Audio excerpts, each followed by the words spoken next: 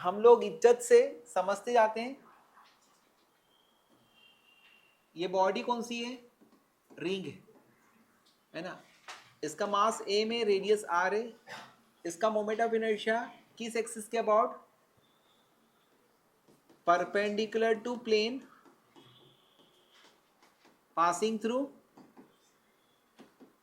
through center.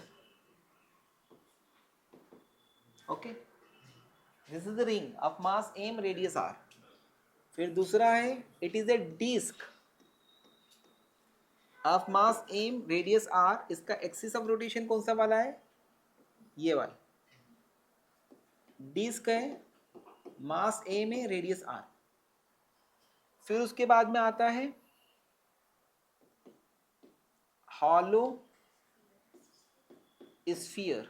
इसका भी मास A में, रेडियस आर है. इसका मोमेंट ऑफ इनर्शिया सेंटर से पास होने वाले एक्सिस के अबाउट, सेंटर से पास होने वाले एक्सिस के अबाउट, यानी एक डायमीटर के अबाउट. फिर उसके बाद में आता है तुम्हारा सॉलिड स्फीयर. ओके, ये आता है solid sphere about any one diameter, mass A में, रेडियस आर. तो यहां पर मैंने आपको बताया कौन सी बॉडी है और उसका किस एक्सिस के अबाउट मोमेंट ऑफ इनर्शिया हमें प्राप्त करना है. चौथा आता है, बताओ कौन? ये है हॉलो कोन.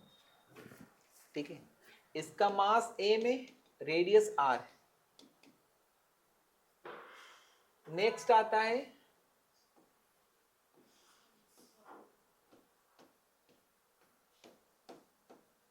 सॉलिड कोन. इसका भी एक्सिस के अबाउट है ना. इसका भी मास ए में, रेडियस आर है. हाइट अगर एज दी है तो उस पर डिपेंड नहीं करता. एंड लास्ट, अभी के लिए लास्ट आता है एक रॉड. यह है यूनिफॉर्म रॉड, मास ए में, लेंथ एल है. किसके अबाउट? सेंटर से पास होने वाले एक्सिस के अबाउट, जो कि परपेंडिकुलर टू रॉड. तो हमें यहां पर दिख रहा है कि मोमेंट ऑफ इनर्शिया इस एक्सिस के अबाउट पूछा गया है. क्यों? क्योंकि एक्सिस चेंज हो गया तो मोमेंट ऑफ इनर्शिया भी चेंज हो जाएगा. तो रिंग का मोमेंट ऑफ इनर्शिया इस एक्सिस के अबाउट होता है एम आर स्क्वायर. डिस्क का मोमेंट ऑफ इनर्शिया, डिस्क यानी क्या? कॉइन.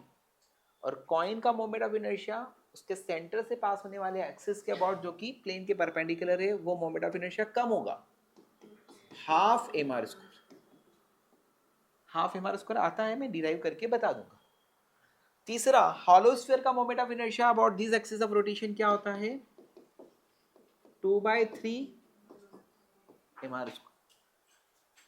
फिर सॉलिड स्फीयर का मोमेंट ऑफ इनर्शिया इस एक्सिस के अबाउट होता है 2/5 एम आर स्क्वायर. समझा बेटा? फिर उसके बाद में हालो